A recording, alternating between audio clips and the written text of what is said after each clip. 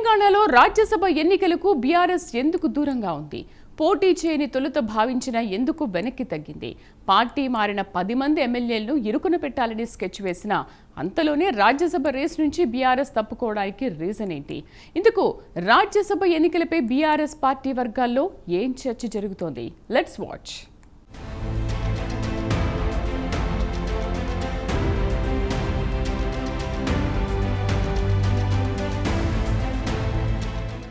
తెలంగాణలో వచ్చే ఏప్రిల్ 9వ తేదీతో ఇద్దరు రాజ్యసభ సభ్యుల టర్మ్ ముగుస్తోంది. BRS Rajya Sabha floor leader KR Suresh Reddy, Congress Rajya Sabha MP Abhishek సింఘ్వీల పదవీకాలం ముగినుంది. దీంతో రాజ్యసభ ఎన్నికల్లో ప్రధాన ప్రతిపక్షం బీఆర్ఎస్ పోటీలో ఉంటుందా లేదా అనే చర్చ ఇన్నాళ్లూ జరిగింది. ప్రస్తుతం ఉన్న సంఖ్యాబలం ప్రకారం 2 రాజ్యసభ స్థానాలు కాంగ్రెస్ పార్టీకి దక్కే అవకాశం ఉంది. ఒకవేళ బీఆర్ఎస్ పోటీ చేస్తే ఎన్నిక అనివార్యం అయ్యేది. కానీ బీఆర్ఎస్ నుంచి ఎవరూ నామినేషన్లు వేయకపోవడంతో 2 స్థానాలు కాంగ్రెస్ పార్టీకి ఏకగ్రీవం కానున్నాయి.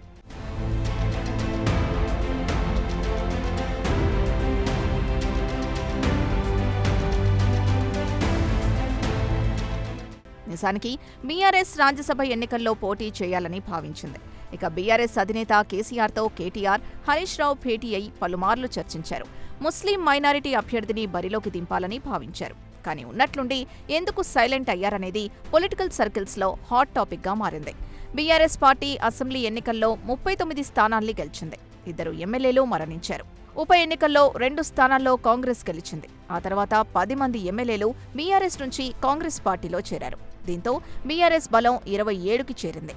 ఇక పటాన్చెరు ఎమ్మెల్యే గూడెం మహిపాల్ రెడ్డి కాంగ్రెస్ పార్టీపై అసంతృప్తితో ఉన్నారు. మరోవైపు 10 మంది ఎమ్మెల్యేలపై బీఆర్ఎస్ సుప్రీంకోర్టులో అనర్హత పిటిషన్ వేసింది.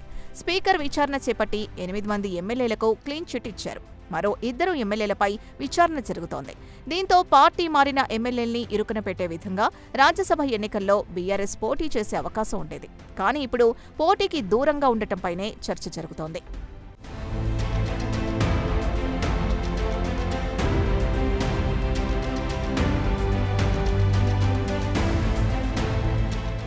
రాజ్యసభ ఎన్నికల్లో బీఆర్ఎస్ తమ అభ్యర్థిని బరిలోకి దింపితే పార్టీ తరపున విప్ జారీ చేయాల్సి ఉంటుంది. కానీ ఒకవేళ విప్ను ధిక్కరించినా ఆ ఎమ్మెల్యేపై వేటు పడే అవకాశం లేదు. కానీ పార్టీ తరపున రాజ్యసభ ఎన్నికల పోలింగ్ ఏజెంట్కు చూపించి ఎమ్మెల్యేలు తమ ఓటు వేయాల్సి ఉంటుంది. దీంతో పార్టీ మారిన ఎమ్మెల్యేలు ఎవరికి ఓటు వేశారో గులాబీ పార్టీ తెలుసుకునే అవకాశం ఉండేది. దీనివల్ల ఆ ఎమ్మెల్యేలపై అనర్హత వేటు పడదు. ప్రస్తుతం 2 ఎమ్మెల్యేల అనర్హత పిటిషన్పై విచారణ జరుగుతోంది. ఒకవేళ గులాబీ పార్టీ పోటీలో ఉంటే ఆ 2 ఎమ్మెల్యేలు బీఆర్ఎస్ అభ్యర్థికి ఓటు వేస్తే అనర్హత విచారణలో తీర్పు అనుకూలంగా రావచ్చు. 10 మంది ఎమ్మెల్యేలు ఓటింగ్కు హాజరై మొదటి ప్రిఫరెన్స్ ఓటు బీఆర్ఎస్ అభ్యర్థికి వేసి 2వ ప్రిఫరెన్స్ ఓటు కాంగ్రెస్ అభ్యర్థికి వేస్తే అది బీఆర్ఎస్ పార్టీకి నష్టం కలిగించవచ్చు.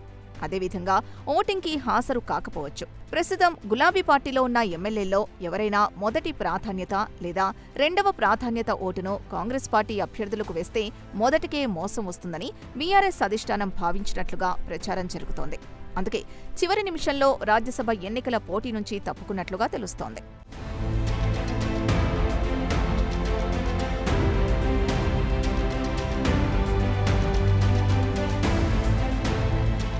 ఇక అసెంబ్లీ ఎన్నికల్లో బీఆర్ఎస్ ఓటమి పాలైంది. ఆ తర్వాత వచ్చిన పార్లమెంట్ ఎన్నికల్లో ఒక్క సీటు సాధించలేదు. ఒక కంటోన్మెంట్, జూబ్లీహిల్స్ ఉప ఎన్నికల్లో బొక్కా బోర్లా పడింది.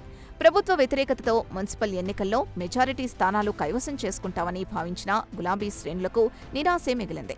ఇలా వరుస ఓటములు బీఆర్ఎస్ని వెంటాడుతున్నాయి. ఒకవైపు ప్రతిపక్షంగా బలంగా కొట్లాడుతున్నామని బీఆర్ఎస్ నేతలు చెబుతున్నా ఎన్నికల్లో ఫలితాలు మాత్రం రివర్స్గా వస్తున్నాయి. ఇప్పుడు రాజ్యసభ ఎన్నికల్లో అభ్యర్థిని బరిలోకి దింపి ఓటమి చవిచూస్తే ఇది కూడా ఖాతాలో పడుతుంది.